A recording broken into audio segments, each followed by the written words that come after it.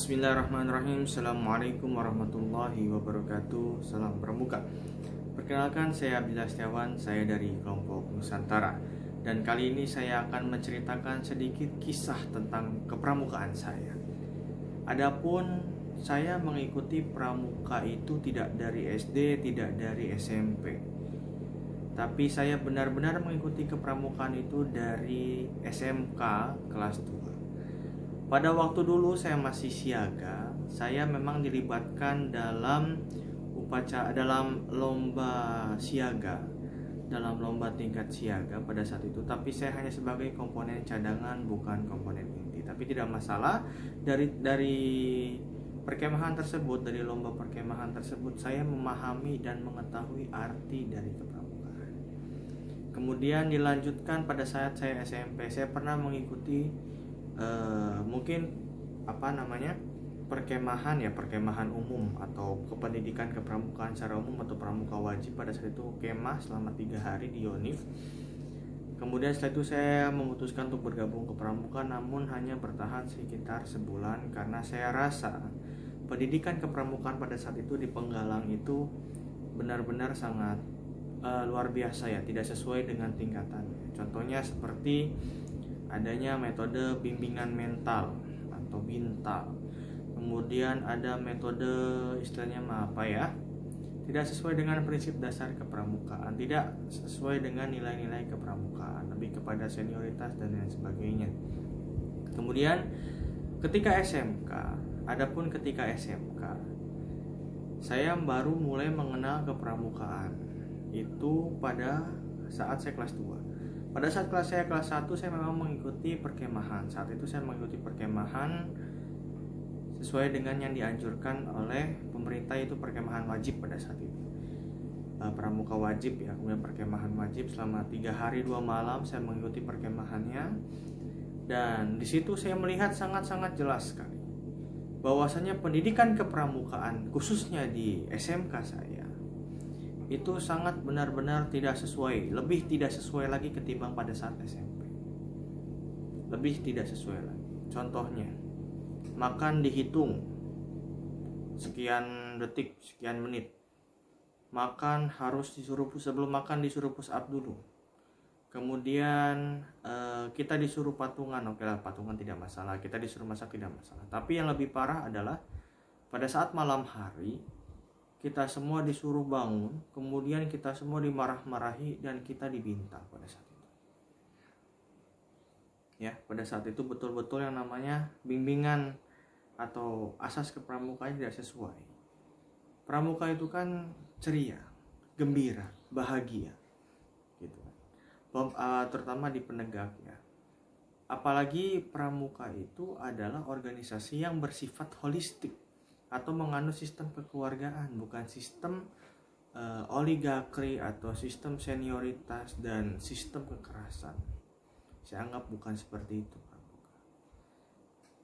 Kemudian pada saat SMK kelas 2, saya diminta oleh pembina pramuka untuk mengikuti kegiatan Rover and Ranger atau lomba perkemahan tingkat penegak pada saat itu di Kuarcap Kabupaten Cirebon. Saya di situ sebagai kelompok dari duta lingkungan. Pada situ saya bagian dari kelompoknya. Tapi saya bukan pramuka asli, saya hanya direkrut dan diminta untuk membantu dalam perlombaan. Karena pembinanya adalah guru yang paling saya hormati, paling saya segani pada saat itu.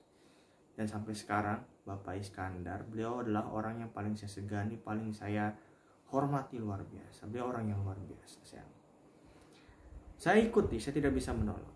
Saya ikut ke dalam perkemahan tersebut yang sebetulnya saya benci sekali kepada pramuka.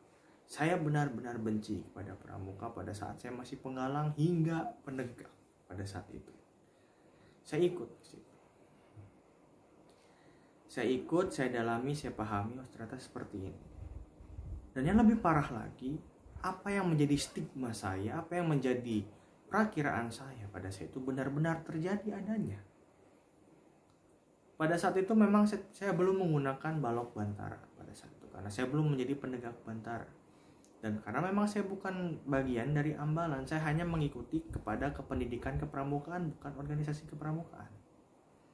Orang-orang yang menggunakan penegak bantara, bahkan yang menggunakan laksana pada saat perlombaan Rover and Ranger itu, ketika saya bertanya, Kak mohon maaf untuk arah ke ini kemana? Mereka lihat dulu kepada balok saya atau kepada penghargaan yang saya dapat. Saya tidak, baju saya masih polos seperti ini gitu. Kemudian respon mereka bagaimana? Oh, sana ketus. Kemudian respon mereka itu seperti acuh. Ada yang acuh, ada yang ketus. Saya ajak bersosialisasi, mereka rata-rata acuh, ketus seperti itu. Berbeda dengan teman saya pada saat itu, pradana saya gitu.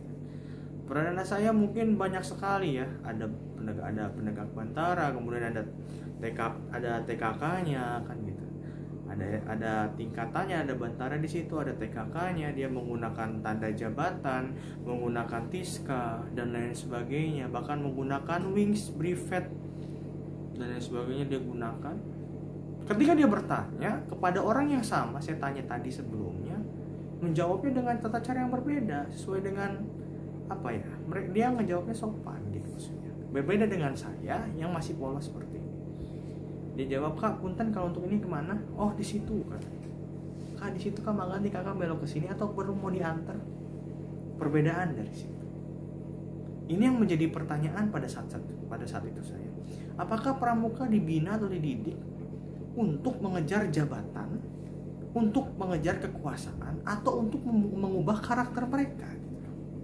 Maksudnya mengubah karakter di sini adalah bagaimana cara orang tersebut bisa menghormati kepada orang yang asli pramuka, orang yang memiliki jabatan ataupun yang tidak memiliki jabatan, orang yang memiliki kekuasaan ataupun tidak memiliki kekuasaan. Istilahnya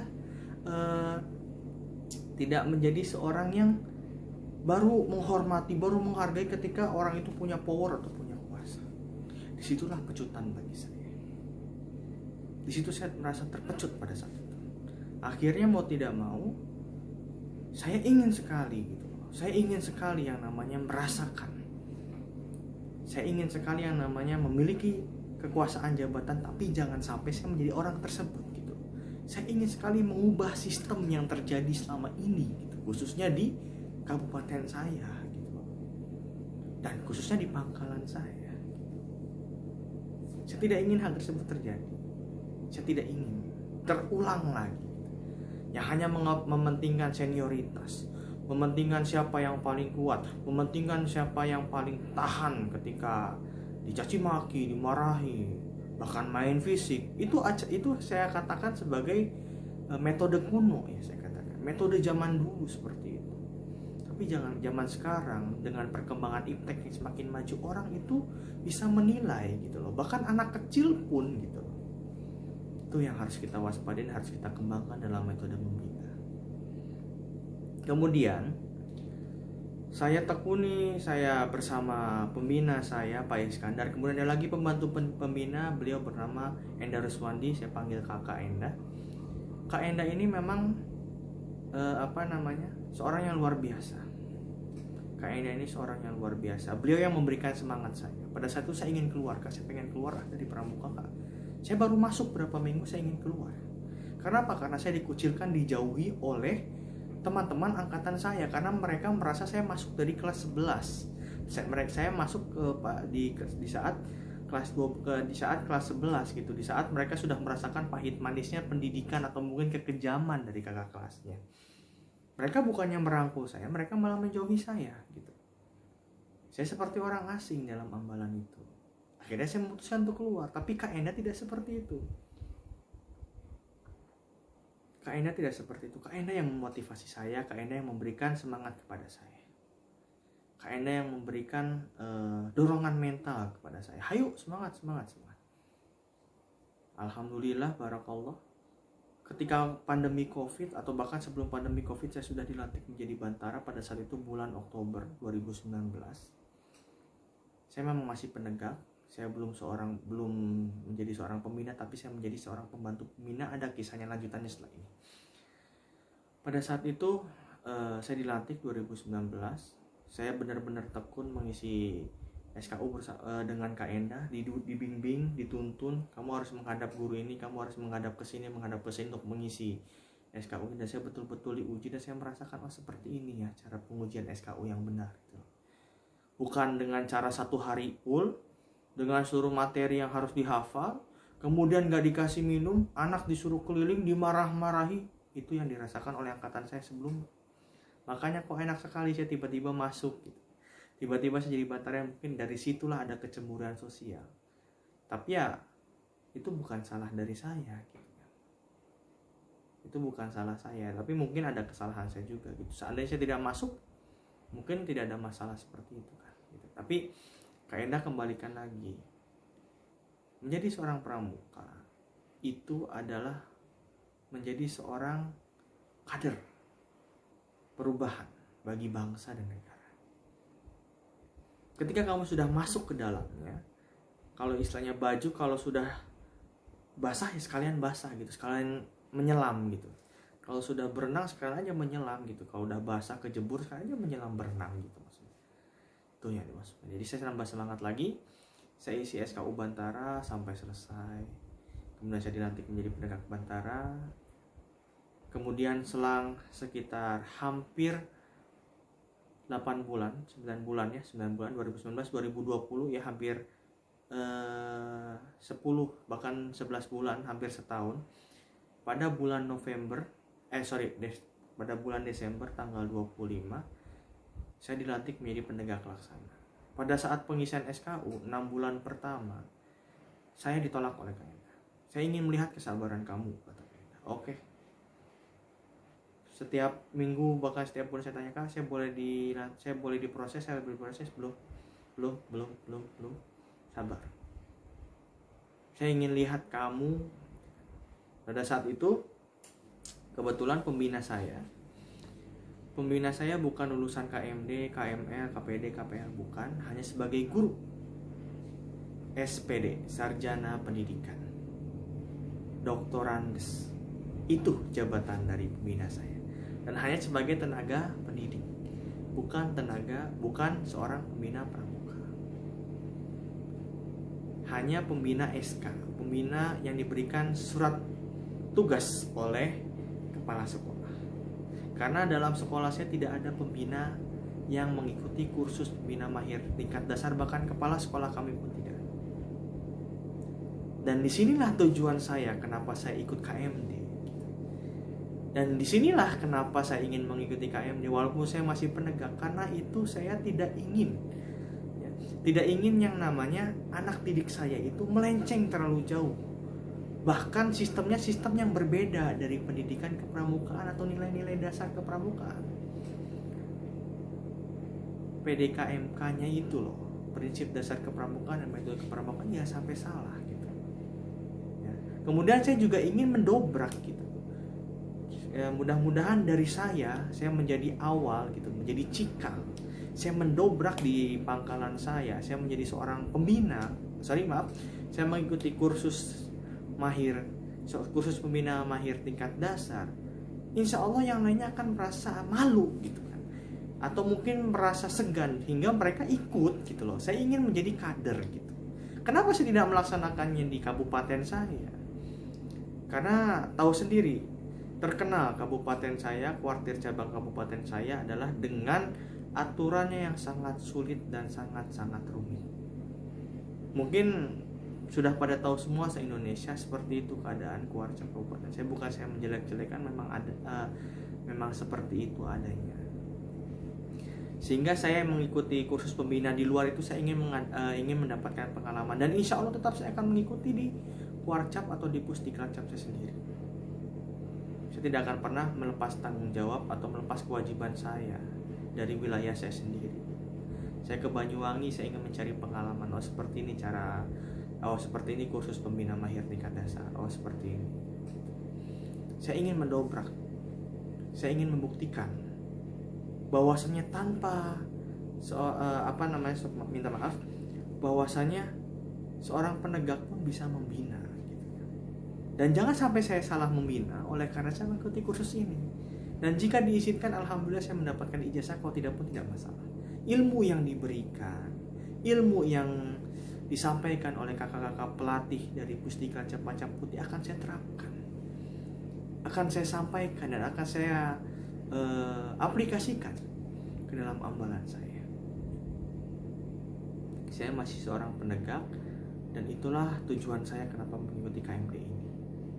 Saya ingin mendobrak, dan saya ingin menjadi seorang figur pengganti dari pembina saya. Walaupun seorang pembina tidak bisa diganti, tapi saya ingin menjadi seorang figur pengganti, hingga pembina saya betul-betul menjadi seorang pembina yang tidak hanya pembina SK, pembina yang hanya istilahnya dapat duit udah selesai, dapat duit udah selesai, dapat duit udah selesai, tidak ada dorongan motivasi, tidak ada evaluasi, tidak ada konsep, semua apa kata anak-anak.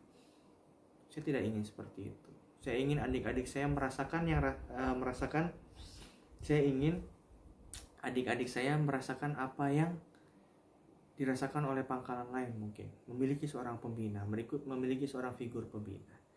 Dan jangan sampai adik-adik saya merasakan apa yang saya rasakan.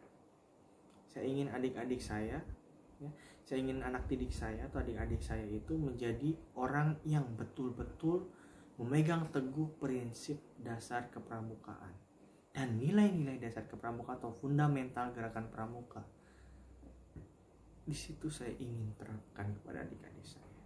Jadi mungkin itu saja yang dapat saya sampaikan. Adapun kesan dan pesan saya luar biasa dalam khusus pembina mahir tingkat dasar. Walaupun secara Zoom saya mendapatkan banyak sekali ilmu. Oh, ternyata seperti ini ya, gitu. Seperti ini cara membina penegak ya, gitu. Bukan seperti itu, bukan seperti ini. Oh, ternyata seperti ini ya mengadakan musyawarah gugus, gitu. Oh, ternyata seperti ini ya melaksanakan ya upacara, kemudian macam-macam pertemuan. Oh, seperti ini ya ternyata fundamental gerakan pramuka. Oh, ternyata seperti ini ya PDKMK-nya, prinsip dasar kepramukaan dan metode kepramukaan ternyata seperti ini ya, gitu. Dan ternyata selama ini apa yang diterapkan dalam pangkalan saya itu sebelum saya masuk hingga saya masuk itu ternyata salah, gitu. Dan alhamdulillah barakallah, atas kehendak Allah saya mengikuti KMD ini dan saya mendapatkan banyak ilmu. Jadi saya katakan kesan dan pesannya itu, kesan saya luar biasa mantap sekali, luar biasa banyak sekali ilmu yang bisa saya dapat. Dan pesannya ke depannya insya Allah, pesannya semoga pandemi cepat berlalu sehingga saya bisa ikut lagi dalam kegiatan khususnya di Pusdiklat Cap Banyuwangi, entah KML, entah KMD lagi, mungkin secara offline atau secara tatap muka, tidak secara Zoom. Mungkin itu saja yang dapat saya sampaikan kakak. Kurang lebihnya mohon maaf, saya jadi kayak curhat. Wabillahi taufiq wal hidayah. Wassalamualaikum warahmatullahi wabarakatuh.